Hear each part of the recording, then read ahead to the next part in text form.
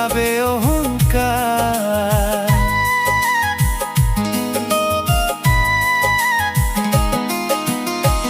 রাজা বলো মন্ত্রী বলো কিবা জমিদার, কবরে নয় চিতায় মিশে যাবে অহংকার। ভাই বলো আর বন্ধু বলো, ভাই বলো আর বন্ধু বলো, কেউ যাবে না সাথে, কেউ রবে না চিরদিনে মাটির পৃথিবীতে, কেউ রবে না চিরদিনে মাটির পৃথিবীতে।